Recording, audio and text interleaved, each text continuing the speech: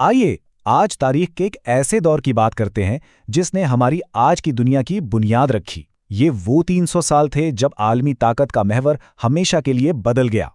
तो आइए इस तज्जिये का आगाज एक बुनियादी सवाल से करते हैं जो मौर्रखीन को आज तक सोचने पर मजबूर करता है। आखिर 1500 से 1800 के बीच ऐसा क्या हुआ कि दुनिया का नक्शा इतनी ड्रामेटिक तौर पर बदल गया? इस सवाल का जवाब ढूंढने के लिए हम कुछ यूं आगे बढ़ेंगे।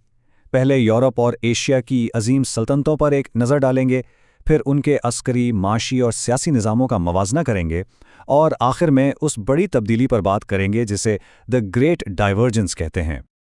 तो चलिए सबसे पहले देखते हैं कि 1500 ईस्वी में दुनिया कैसी नजर आती थी। मोरखीन इस दौर को कहते हैं इब्तिदाई जदीद दौर। समझ लें कि ये कुरून वस्ता और आज की जदीद दुनिया के बीच का एक पुल है। ये वो ज़माना था जब एक तरफ कुस्तुनतुनिया जैसी कदीम सल्तनतें ख़त्म हो रही थीं और दूसरी तरफ अमेरिका जैसे नए बरे आज़म दरियाफ्त हो रहे थे, जिसने आलमी तिजारत और राब्तों का एक बिल्कुल नया बाब खोल दिया था। 16वीं सदी के शुरू में दुनिया में कोई एक सुपर पावर नहीं थी। एशिया में सल्तनत उस्मानिया, ईरान की सफ़वी सल्तनत और हिंदुस्तान की मुग़ल सल्तनत जैसी ज़बरदस्त ताकतें थीं। चीन में मंग ख़ानदान का राज था।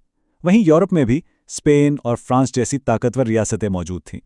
ये वाकई सल्तनतों की एक दुनिया थी। अब सवाल ये है कि इन बड़ी बड़ी सल्तनतों के फैलाव के पीछे कौन सी क़ुव्वत थी? जवाब एक ऐसी ईजाद में है जिसने जंग का तरीक़ा ही हमेशा के लिए बदल दिया। बारूद, जो 9वीं सदी में चीन में ईजाद हुआ था, उस दौर में जंग का सबसे ख़तरनाक हथियार बन गया। लेकिन दिलचस्प बात यह है कि इसी एक टेक्नोलॉजी ने यूरोप और एशिया में बिल्कुल मुख्तलिफ असरात मुरतब किए।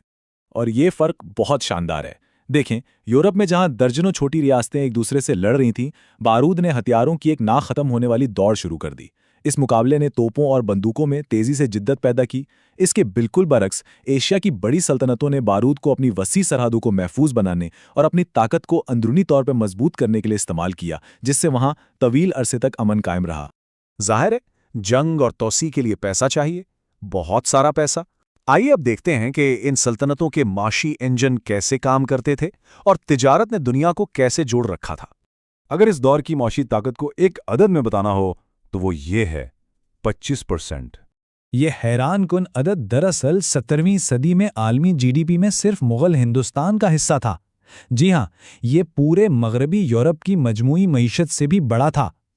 ये हकीकत इस आम ख्याल को गलत साबित करती है कि यूरोप हमेशा से ही माशी मरकज़ रहा है। इस दौर में असल माशी पावर हाउस एशिया ही था। तो खुलासा ये है कि दोनों खित्तों के माशी मॉडल में ज़मीन आसमान का फ़र्क था। यूरोपीय रियासतें मर्कंटिलिज्म पर चल रही थीं, यानी इनका मकसद नौआबादियात से सोना चांदी लूटकर अपने खजाने भरना था, जबकि एशियाई मईशतें, ख़ास तौर पर हिंदुस्तान और चीन, दुनिया की फैक्ट्रियां थीं। वो बेहतरीन क्वालिटी का कपड़ा, रेशम और मसाले बनाकर पूरी दुनिया को बेच रही थीं। अब इतनी बड़ी फौजी और माशी ताकत को चलाने के लिए मजबूत सियासी निज़ाम भी तो चाहिए ना। लेकिन यहाँ भी मशरिक़ और मगरिब ने बिल्कुल अलग अलग रास्ते अपनाए। ये टाइमलाइन बड़ी दिलचस्प चीज़ दिखाती है। एक ही वक्त में जब यूरोप मजहबी जंगों के बाद कौमी रियासतों का एक नया सिस्टम बना रहा था, उसी वक्त जापान और चीन जैसी ताकतें अपने वसी इलाकों को एक मरकज़ी निज़ाम के तहत और भी मजबूत कर रही थीं। तो नतीजा क्या निकला? यूरोप में एक ऐसा सिस्टम बना जिसे हम ताकत का तवाज़ुन कहते हैं, जहां कोई एक रियासत दूसरी पर पूरी तरह हावी नहीं हो सकती थी, और इस वजह से मुकाबला मुसलसल चलता रहा। इसके बरक्स मशरकी एशिया में ख़ानदानों ने बड़ी, मरकज़ी और अक्सर बैरूनी दुनिया से कटी हुई सल्तनतें कायम की, जिनका सारा जोर अंदरूनी इस्तेहकाम पर था। और यही बात हमें इस दौर की सबसे बड़ी तारीख़ी पहेली की तरफ ले आती है। अगर एशियाई सल्तनतें इतनी ताकतवर, अमीर और मुस्तहकम थीं, तो फिर आखिरकार आलमी ताकत का तवाज़ुन मगरब की तरफ क्यों झुकने लगा? मोरखीन इस बड़ी तब्दीली को एक नाम देते हैं, द ग्रेट डाइवर्जेंस, यानी अजीम तफरीक। आइए देखते हैं कि इसके पीछे क्या वजूहात थीं। तो यूरोप में हुआ क्या? कई चीज़ें एक साथ हो गईं। साइंसी इनकलाब ने नई टेक्नोलॉजी को जन्म दिया, मुसलसल फौजी मुकाबले ने जिद्दत को तेज़ किया, और नो आबादियात पर मबनी आलमी तिजारती निज़ाम ने बेपनाह दौलत फराहम की, जिससे सरमायादाराना निज़ाम को बहुत फ़रोग मिला। और इसी दौरान एशिया की बहुत सी बड़ी ताकतों ने एक अलग रास्ता चुना।